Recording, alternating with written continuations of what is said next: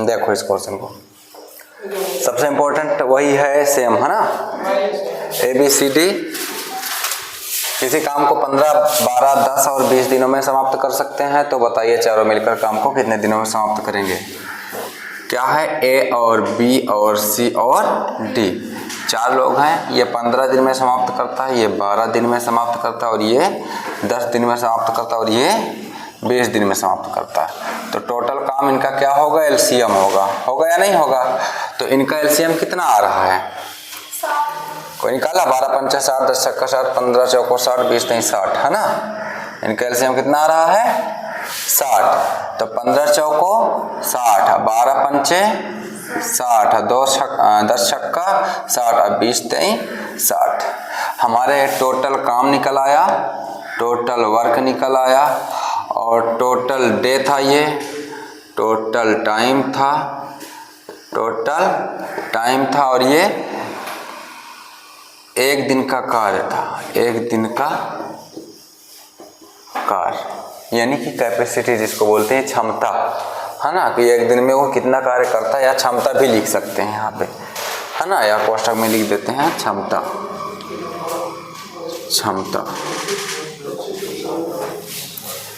ठीक, तो अब समझ में आया कि ABCD चारों अगर मिल जाते हैं तो A + B + C + D, चारों को जोड़ लेना है। तो 20, 10, 30, 10, 40, 50 और 7, 57, है ना।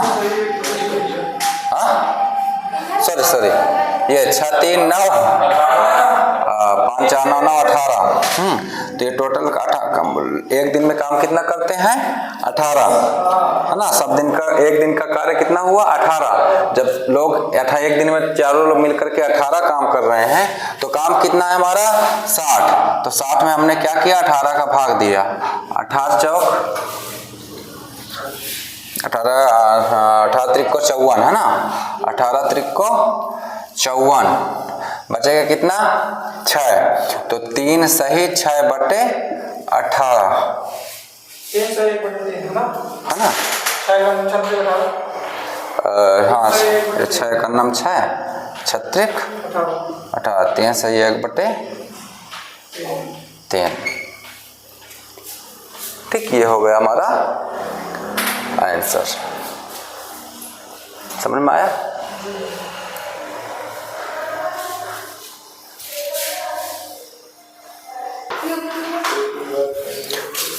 देखो A और B, है ना, A और B दोनों मिल करके कितने में दिन में करते हैं, 20 दिनों में काम को करते हैं। कितने दिनों में, 20 दिनों में करते हैं। A और B कितने दिनों में, 20 दिनों में काम को करते हैं। फिर क्या कह रहा, B + C कितने दिनों में, 30 दिनों में। फिर क्या कह रहा, C + A कितने दिनों में। LCM कितना आया, 120। तो 20 छक्का 3 चौको और 4 3, सबका निकल आया कार्य क्षमता। ठीक, ये टोटल कार्य और टोटल दिन और एक दिन का कार्य, है ना। अगर A और B एक दिन में मिलते हैं तो कितना कार्य करते हैं, 6 कार्य करते हैं, यानी 2 लोग मिल करके कितना कार्य करते हैं, 6 कार्य करते हैं। और B और C एक दिन में मिलते हैं तो कितना कार्य करते हैं, 4 कार्य करते हैं। अभी यहाँ पर किसी का हम निर्धारित नहीं कर पा रहे हैं कि कौन कितना कार्य कर पा रहा है, है ना, किसी का निर्धारित नहीं है ना, क्योंकि देखो A और B 6 कार्य करते हैं, तो कोई 1 करता होगा तो कोई 5 करता होगा, कोई 4 करता होगा तो कोई 2 करता होगा, है ना, निर्धारित नहीं है कौन कितना कर रहा है। ठीक, और B + C, अब यहाँ पर भी कह दिए कि 4 कार्य करता है, तो C पता नहीं कितना कार्य करता है और B पता नहीं कितना कार्य करता है। तो वैसे ही हम यहाँ पर निर्धारित नहीं कर सकते हैं, बट सबका रिपीटेड है, मतलब हर एक व्यक्ति एक दूसरे के साथ काम किया है। जैसे A B के साथ किया है, B A के साथ किया है, और B C के साथ किया है तो C B के साथ किया है, C A के साथ किया है तो A C के साथ किया है। तो 2 बार A और 2 बार B और 2 बार C आया या नहीं आया। तो हम ऐसे इसको लिख सकते हैं या नहीं कि 2A + 2B + 2C बराबर 6 4 10 3 13 लिख सकते हैं या नहीं लिख सकते हैं, लिख सकते हैं। कॉमन क्या आ रहा है इसमें, 2, तो a प्लस बी प्लस सी बराबर क्या आया 13, तो a प्लस बी प्लस सी बराबर 13/2 आ गया। ठीक, ए और बी और सी का एक दिन का कार्य कितना आ रहा है 13/2 अर्थात 6.5 है ना, 6.5। लेकिन 6.5 का गुणा इसमें करेंगे तो कम ठीक आएगा है ना, दशमलव में करेंगे तो कम ठीक आएगा, तो हम बटे में ही लगा कर देते हैं। तो टोटल कार्य हमारे 120 था और हमारा एक दिन का कार्य कितना था 13/2 था, 13/2 था। तो ये नहीं होता ना कि ये पहली चौथी वाला सिस्टम है ना, होता है ना, तो क्या है इसका इसमें गुणा कर दो तो क्या आया 120 गुणे 2/13। ठीक, भाग दे दो 240/13 में, 240/13 में भाग दे दो, जो आएगा 13 का नम 13 और 1 सही 9/13 आएगा। तो 13 और ये कितना बचेगा यहाँ पे 12, यहाँ पर कितना बचेगा 13 और 11 बचेगा ना, 11 ही तो बचेगा है ना। तो 1 सही 11/13 आया, 1 सही 11/13 आंसर।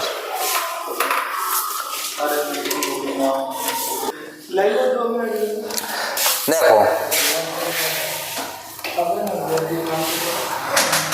ए और बी अनुपात में रखिए, इनका अनुपात क्या है 3:4 के अनुपात में है। ये क्या है इनकी कार्य क्षमता, क्या है ये कार्य क्षमता।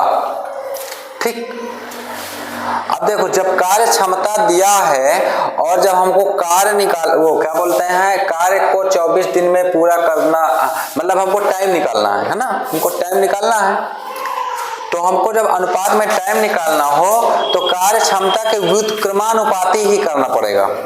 कभी भी तुम्हें अगर अनुपात में दिया हो उनकी कार्य क्षमता, तो कार्य क्षमता को टाइम निकालना है तो हमको व्युत्क्रमानुपाती करना होगा। व्युत्क्रमानुपाती का मतलब प्लेस चेंज है ना, 4 को 3 की जगह पर और 3 को 4 की जगह पर। ठीक, कैसे ये भी तुमको उदाहरण के तौर पे समझा रहे हैं। अगर यह 3 कार्य कर रहा है तो ज्यादा दिन कार्य करेगा या नहीं करेगा, करेगा। समझ में आया या नहीं समझ में आया। अगर ये 4 काम कर रहा है तो ये कम दिन काम करेगा। अब हमको बराबर निकालना है तो भाई उलट पलट करेंगे ही, करेंगे या नहीं करेंगे। ये 3 कार्य करता है एक दिन में, 4 कार्य करता है एक दिन में। ठीक, तो अब हमको सबका एक साथ अगर करना है तो इसको 4 के साथ और इसको 3 के साथ हम मल्टीप्लाई कराएंगे नहीं कराएंगे। ठीक, तो ये हमारा क्या निकल आएगा समय, ये हमारा कहाँ आ गया समय। ठीक, याद रख, समझ में आ गया। यह अनुपात में दिया क्या क्षमता और समय हमारा क्या हुआ व्युत्क्रमानुपाती हो गया। व्युत्क्रमानुपाती का मतलब मालूम है कि अगर 3 कार्य करता है, 3 कार्य करता है, अगर वो 3 कार्य करता है तो जाहिर सी बात है टाइम ज्यादा लेगा कार्य को करने के लिए, लेगा या नहीं लेगा। ठीक, और अगर ये 4 कार्य करता है तो टाइम कम लेगा है ना, तो वही है। ठीक, ये अब हमारा जब ये हमारा में यहाँ तक निकल आया तो क्या कह रहा है, ये हमारा समय है, तो यही 4 जो समय है किसके बराबर है 24 के बराबर है। 4 का जो समय है किसके बराबर है 24 के बराबर। 4 किसके बराबर, तो 1 किसके बराबर 6 के बराबर। जब 1 के 6 के बराबर तो 3 गुणे 6 बराबर 18 आंसर।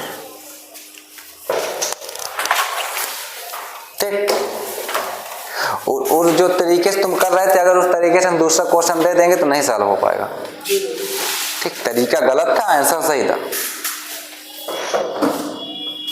अब इस तरीके से हम चाहे जो क्वेश्चन दे दें सब सॉल्व हो जाएंगे। ना समझ में आओ तो बता दो, नहीं आया कैमरा चालू था या नहीं चालू था?